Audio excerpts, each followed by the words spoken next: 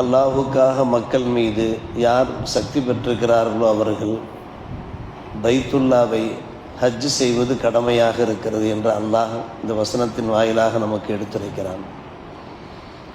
உடலாலும் பணத்தாலும் சக்தி பெற்றவர்கள் ஆயுளிலே ஒரு முறையாவது புனித மக்கா சென்று பைத்துல்லாவை ஹஜ் செய்ய வேண்டும் என்பது கடமையாக இருக்கிறது. இந்த ஆயத்தை மையமாக வைத்து சில சட்டதிட்டங்களை இமாம்மார்கள் நமக்கு இங்கே ஆய்வு செய்து வெளிப்படுத்தியிருக்கிறார்கள். ஹஜ் என்றால் என்ன? டிக்ஷனரியில் அதற்கான பொருள் அல் கஸ்து இலா முஅல்லம், ஒரு கண்ணியமான இடத்தை நோக்கி நாடி தேடி செல்வது, அதான் ஹஜ். ஷரியத்திலே ஜியாரத்து மக்கானின் மக்சூஸின் ஃபி ஜமானின் மக்சூஸின் ஃபி ஃபேலின் மக்சூஸ் என்கிறார்கள். ஒரு குறிப்பிட்ட புனித ஸ்தலத்தை ஜியாரத்து செய்வது, தரிசிப்பது குறிப்பிட்ட காலத்தில் குறிப்பிட்ட அமல்களோடு. நாம் ஹஜ் செய்கின்றோமே, நாம் குறிப்பிட்ட புனித ஸ்தலத்தை நாம் தரிசிக்கிறோம். மக்கா, அங்கே காபா, அங்கே சஃபா மர்வா, மகாம் இப்ராஹிம் போன்ற குறிப்பிட்ட நாட்களில் தான் நாம் ஹஜ் செய்ய முடியும். அது என்ன?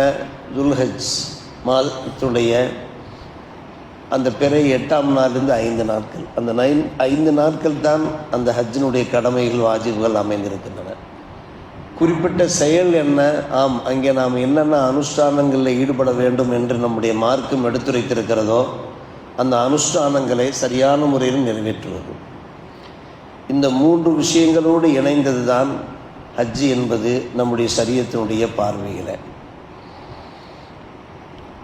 ஒரு பெண்மணி, அந்த பெண்மணிக்கு ஹஜ்ஜு கடமையாகிவிட்டால் அவர் எப்படி ஹஜ்ஜுக்கு செல்வார் என்கின்ற மசாயிலை வெளிப்படுத்தியிருக்கிறார்கள்.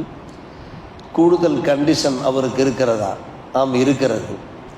ஒரு பெண் தனியாக ஹஜ்ஜுக்கு செல்ல முடியாது, ஒரு மஹ்ரமோடு தான் செல்ல வேண்டும், அல்லது தம்முடைய கணவரோடு ஹஜ்ஜுக்கு செல்ல வேண்டும். இது ஒரு பெண்ணுக்கு கடமையாக இருக்கிறது. பொதுவாகவே ஒரு பெண்மணி தம்முடைய வீட்டிலிருந்து அவர் வெளியே செல்வதாக இருந்தால் மஹ்ரமுடன் செல்ல வேண்டும், அல்லது சக பெண்மணிகளோடு செல்ல வேண்டும், அல்லது நம்முடைய கணவனோடு செல்ல வேண்டும். மசாஃபத்தை கசர் அளவுக்கு பிரயாணம் பண்ணால், தொழுகை கசர் செய்கின்ற அளவுக்கு உண்டான தொலை தூரம் பிரயாணம் பண்ணினாலே ஒரு பெண்ணுக்கு இந்த கண்டிஷன் இருக்கிற போது ஹஜ்ஜிலையும் அதே கண்டிஷன் இருக்கிறது. ஹஜ்ஜிலே முக்கியமான ஃபர்லுகள் என்னவென்றால் 3 ஃபர்லுகள் ஹஜ்ஜிலே இருக்கிறது. எஹ்ராமோடு நாம் ஹஜ் செய்யணும், அது ரொம்ப முக்கியம். எஹ்ராம் இல்லாமல் நாம் ஹஜ் செய்ய முடியாத ஃபர்ல். நம்பர் 2, அரஃபாவிலே தங்குவது. அல் ஹஜ்ஜு அல் உகூஃப் பி அரஃபா என்றார்கள் பெருமானார் ரசூலே கரீம் ஸல்லல்லாஹு அலைஹி வஸல்லம். அரஃபாவிலே தங்காதவருக்கு ஹஜ்ஜு கூடாது. லட்சமாக செலவு செய்து புறப்பட்டு போய் அரஃபாவிலே தங்க முடியாத ஒரு சூழ்நிலை ஏற்பட்டால் மறு ஆண்டு, அடுத்த ஆண்டு அந்த ஹஜ்ஜை அவர் கலா செஞ்சாக வேண்டும். நம்பர் 3, தவாஃபு ஜியாரா. இந்த ஹஜ்ஜு முடிகிற போது தவாஃபு ஜியாரா என்று கடைசி தவாஃபு பல் யத்தவஃபு பில் பைத்தில் அத்தீக் என்று அல்லாஹ் கூறுகிறானே, இந்த 3ம் ஃபர்லுகளாக இருக்கிறது. நம்பர் 1 இஹ்ராம், நம்பர் 2 அரஃபாவிலே தங்குவது, நம்பர் 3 தவாஃபு ஜியாரா. வாஜிபுகள் இருக்கின்றன.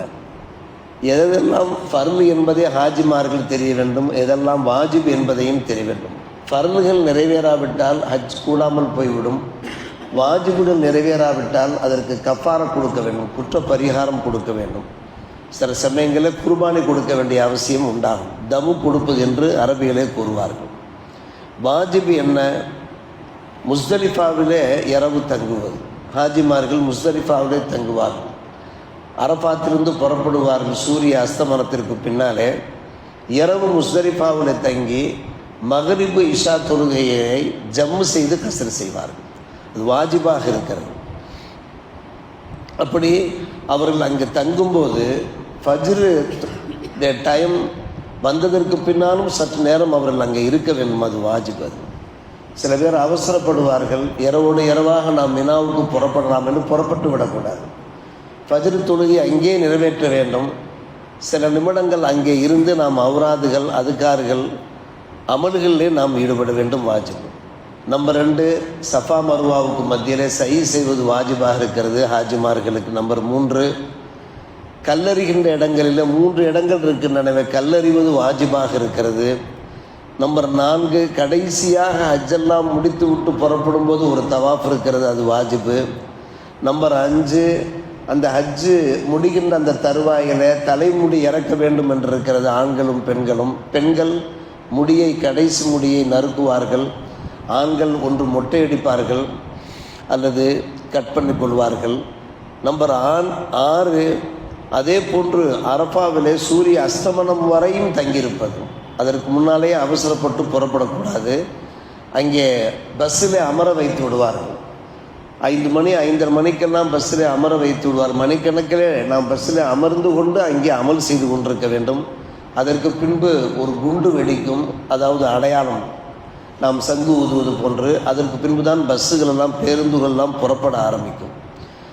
அத்தோடு வாஜிபில் 7வது வாஜிபு என்னவென்று கேட்டால் ஹதி கொடுப்பது, குர்பானை கொடுப்பது. ஹஜ்ஜ கிரான் யார் பண்ணுகிறார்களோ, ஹஜ்ஜ தமத்து யார் பண்ணுறார்களோ, இங்கிருந்து செல்லக்கூடியவர்கள் பெரும்பாலும் ஹஜ்ஜ தமத்து தான் செய்வார்கள். முதலில் உம்ராவை நிறைவு செய்துவிட்டு ஃப்ரீயாகிவிட்டு ஆர்டினரி ட்ரெஸ்ஸோடு ஃப்ரீயாகிவிட்டு அதற்கு பின்பு ஹஜ்ஜுடைய சீசன் வருகிற போது ஹஜ்ஜு செய்வார்கள்.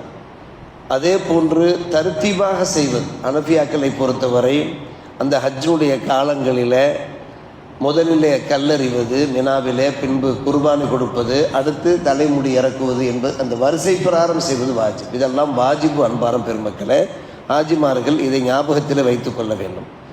அதே போன்று வாதாவு தவாப் ஜியாரா, நாம் அந்த தவாப் தவாப் பற்றி சொன்னோம் அல்லவா, தவாப் ஜியாரா ஃபர்ல் என்று. அதை அந்த ஐயாமும் நகருக்குள்ளேயே, அதாவது 11, 12, 10, 11, 12 இந்த 3 நாட்களுக்குள்ளே நிறைவேற்றுவது அது வாஜிபாக இருக்கிறது. தலைமுடி இறக்குவது என்பது ஹரம் ஷரீஃபுக்கு வெளியே சென்று இறக்கக்கூடாது, ஹரம் ஷரீஃபுக்கு உள்ளேயே தலைமுடி இறக்க வேண்டும், அதுவும் நகருடைய நாட்களிலே. இதெல்லாம் வாஜிபாக இருக்கிறது. மற்ற எல்லாம் சுன்னத்துக்களாக இருக்கின்றன. மிகவும் சாதாரணமாக லேசான ஒரு விஷயம்தான். சுன்னத்தான கிரியைகள் என்னவென்று கேட்டால், ஹாஜிகள் ஹஜ்ஜுக்கு மக்காவுக்கு சென்ற உடனேயே தவாஃபுல் குதூம் என்று சொல்வார்கள். அது உம்ராவுடைய தவாஃபோடு தவாஃபுல் குதூம் செய்வது. குறிப்பாக ஹஜ்ஜை இஃப்ராது செய்யக்கூடியவர்களுக்கு தவாஃபு குதூம் சுன்னத்தாக இருக்கிறது, கிரான் ஹஜ்ஜு செய்யக்கூடியவர்களுக்கு. முக்கியமான விஷயம் அன்பான பெருமக்களே, எந்த தவாஃபுக்கு பின்னால் நன்கு கவனிக்க வேண்டும். எந்த தவாஃபுக்கு பின்னால் சஃபா மர்வாவுக்கு மத்தியிலே சை செய்ய வேண்டியிருக்கிறதோ அந்த தவாஃபில் ரமல் இலுத்திபாவில் ஈடுபடுவது. ரமல் என்றால் மல்யுத்த வீரர்களைப் போன்று கொஞ்சம் வேகமாக ஸ்பீடாக நடப்பது, ஒரு 3 சுற்றிலே மட்டும்.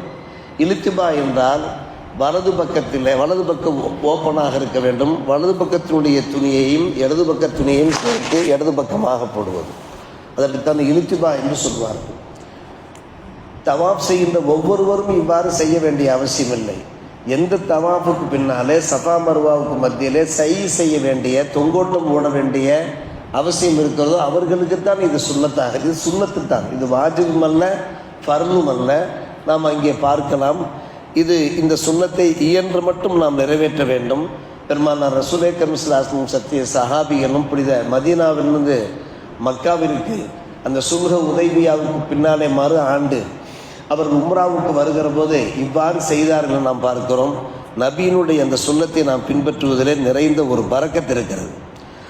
அதே போன்று அன்பான பெருமக்களே, சுன்னத்துகளில் முக்கியமான ஒரு சுன்னத் மினாவிலே சென்று விடுவது தர்வியாவுடைய நாள். தர்வியாவுடைய நாள் துல்ஹஜ் 8ஆம் நாள். 8ஆம் நாள்லேயே நாம் மினாவுக்கு சென்று விட வேண்டும். அன்று இரவு அங்கே தங்க வேண்டும், அது சுன்னத். அதே போன்று மினாவிலிருந்து அரஃபாத்துக்கு நாம் புறப்படுகிற போது அரஃபா நாளிலே சூரியன் உயர்ந்ததற்கு பின்னாலே நாம் புறப்படுவது என்பது அது அங்கே உள்ள அந்த சூழ்நிலையை பொறுத்திருக்கிறது. முஸ்தலிஃபாவில் இரவு தங்குவது என்பது அது சுன்னத்தான ஒரு விஷயமாக இருக்கிறது. லைலத்தை யௌமின் நகர், அந்த நகருடைய நாளில் தங்குவது என்பது. முசுலுஃபி அரஃபாத்தில் குளிப்பதும் சுன்னத்தாக இருக்கிறது. மினாவிலே 10, 11, 12 நைட்டில் இரவிலே தங்குவதெல்லாம் சுன்னத்தாக இருக்கிறது. எனவே ஹஜ்ஜினுடைய ஃபர்ல்கள் என்னவோ, ஹஜ்ஜினுடைய வாஜிபுகள் என்னவோ, ஹஜ்ஜினுடைய சுன்னத்துக்கள் என்னவோ, இவற்றை இயன்ற மட்டும் நாம் கடைபிடிக்க வேண்டும். குறிப்பாக அந்த ரமல் இலுத்திபா சம்பந்தமாகத்தான் நம்முடைய ஹாஜிமார்கள் சற்று ஆழ்ந்து கவனிக்க வேண்டும். அதை நாம் அலட்சியம் பண்ணிவிடக்கூடாது.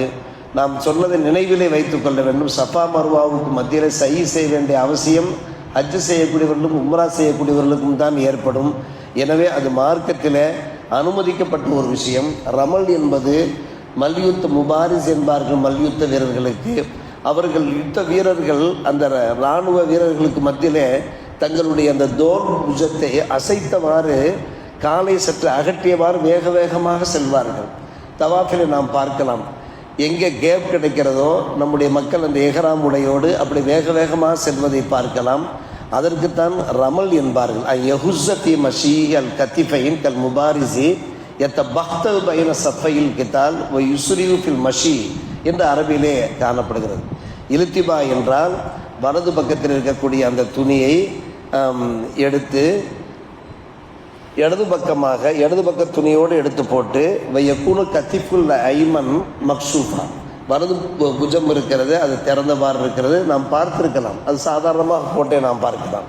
குறிப்பாக எஹ்ராம் உடைய அணியக்கூடியவர்கள் முறை பிரகாரம் அணியை அணிந்தார்கள் என்றால் அவர்களுக்கு இந்த பிரச்சனையே கிடையாது. அவர்கள் உள்ளாடை அணியாவிட்டாலும் கூட அவுரத்து திறந்து விடுமோ அவுரத்து தெரியுமோ என்கிற பயம் வேண்டிய அவசியமில்லை.